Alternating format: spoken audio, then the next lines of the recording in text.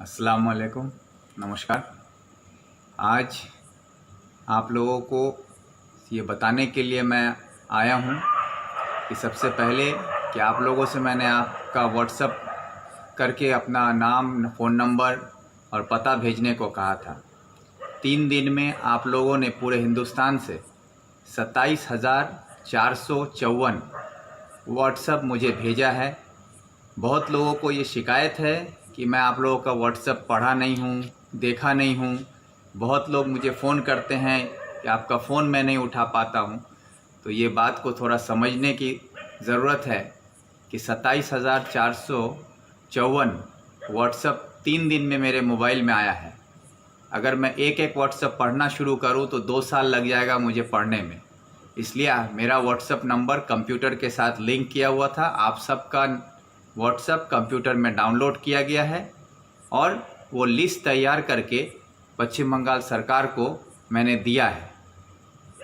इसलिए देना पड़ा क्योंकि बंगाल सरकार आज की तारीख में भी आज भी नहीं बता सकती है कि बंगाल के कितने लोग बाहर हैं। हमारा उत्तर दिनाजपुर का डीएम नहीं बता सकता है कि उत्तर दिनाजपुर से कितने लोग बाहर हैं। एसडीओ को नहीं पता है इस्लामपुर का कि हमारा कितना आदमी बाहर है। हमारे बीडीओ को नहीं पता है कि हमारे ब्लॉक से कितना आदमी बाहर है। हमारा कोई पंचायत को नहीं पता है कि हमारे पंचायत से कितना आदमी बाहर है। तो इस हालत में जो सरकार की का जिम्मेदारी था वो काम को आप लोगों के ज़रिए व्हाट्सएप मंगाकर सरकार को बताया है कि इतने लोग बाहर हैं।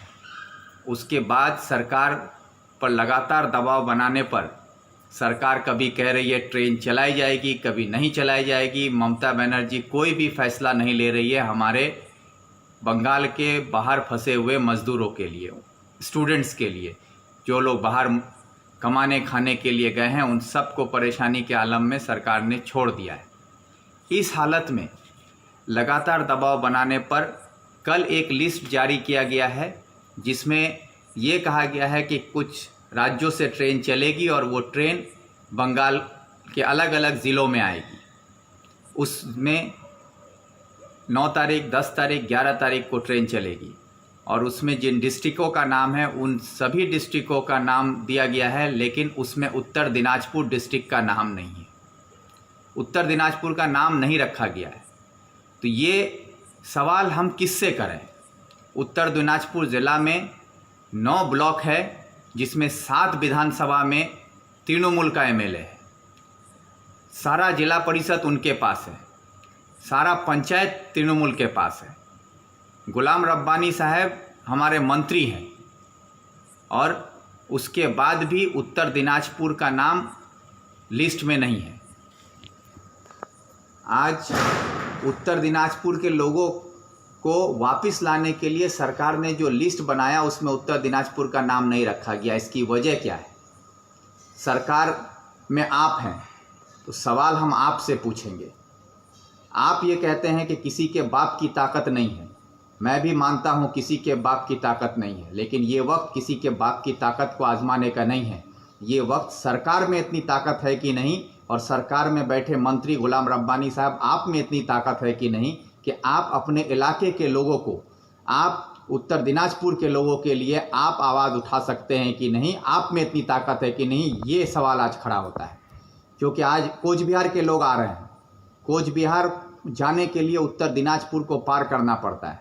उत्तर दिनाजपुर के लोगों को लाने में कोई परेशानी नहीं थी, लेकिन होम मिनिस्ट्री से ये पता चला, बंगाल सरकार की तरफ से ये बताया जाता है कि उत्तर दिनाजपुर के 7 विधानसभा में 7 तृणमूल का एमएलए है, मंत्री है गुलाम रब्बानी साहब, लेकिन किसी ने भी सरकार को ये नहीं कहा है कि उत्तर दिनाजपुर के लोगों को भी वापस लाना होगा। इसकी बात तक आप लोगों ने नहीं की होगी, जिसका नतीजा ये है कि कोच बिहार में लोगों को पहुंचाया जा रहा है, मालदा में लोगों को पहुंचाया जा रहा है, बांकुड़ा के लोगों को लाया जा रहा है, पुरुलिया के लोगों को लाया और अलग अलग ज़िला के लोगों को लाया जा रहा है। लेकिन उत्तर दिनाजपुर जो कि सबसे ज़्यादा तादाद में मज़दूर बाहर काम करने जाते हैं बंगाल से, तो वो उत्तर दिनाजपुर ज़िला है।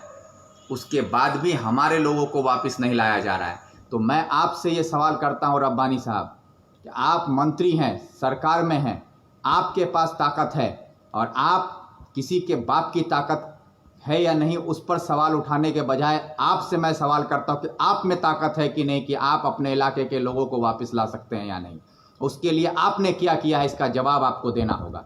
और दूसरी बात मैं ये ममता बनर्जी से कहना चाहता हूं कि अगर उत्तर दिनाजपुर के लोगों को मरने के लिए छोड़ दिया गया, उनके हालात खराब बद से बदतर होती जा रही है, खाने को पैसा नहीं है, वहाँ पर रहने के लिए जगह नहीं है, मकान मालिक घर से निकाल रहा है, उस हालत में भी लोग वहाँ पर तड़प रहे हैं इस उम्मीद में कि वो घर वापस आएंगे। और ममता बनर्जी अगर कोई कदम नहीं उठाती हैं तो ये याद रखें कि ममता बनर्जी का भी उत्तर दिनाजपुर में घुसना मुश्किल हो जाएगा। आने वाले वक्त में रब्बानी साहब आप अपने घर से नहीं निकल पाएंगे। इसलिए मैं आपसे अपील करता हूँ कि आप बतौर मंत्री सरकार के आप ममता बनर्जी से बात करें और ममता बनर्जी को ये कहें कि उत्तर दिनाजपुर के लोगों को लाया जाए। पूरे बंगाल में अगर कोई आपके साथ खड़ा नहीं होगा तो विक्टर आपके साथ खड़ा होकर ममता बनर्जी के सामने आपकी ताकत बन के खड़ा होगा कि उत्तर दिनाजपुर के लोगों को वापस लाया जाए। अगर आप कदम नहीं उठा सकते हैं तो आपको कोई हक नहीं है सरकार में रहने का। लाल बत्ती के नीचे आप इतने दब चुके हैं कि आप अपने इलाके के लोगों के लिए अगर आवाज़ नहीं उठा सकते हैं तो अपने मंत्री पद से भी रिज़ाइन कीजिए और इलाके के लोगों को गुमराह करके धोखा देकर लाल बत्ती बचाने का काम मत कीजिए। और मैं यकीन दिलाता हूं पूरे इलाके के लोगों को कि जिस तरह से ये लड़ाई जारी रखी गई है, आप लोग हिम्मत ना हारें। मैं एक लिस्ट भी के साथ आप लोगों को दे रहा हूं। उस लिस्ट में आप लोग देखेंगे कि उत्तर दिनाजपुर का नाम नहीं है, उससे घबराने की ज़रूरत नहीं है। लेकिन उत्तर दिनाजपुर के तमाम मज़दूरों से, स्टूडेंट्स से मेरी ये अपील है कि आप अपना हिम्मत बनाए रखें और आप सबके लिए हमारी कोशिश जारी है और हम आप सबको अपने अपने घर तक पहुंचाने के लिए जो भी मुमकिन कदम उठाना होगा वो तमाम कोशिश हम करेंगे।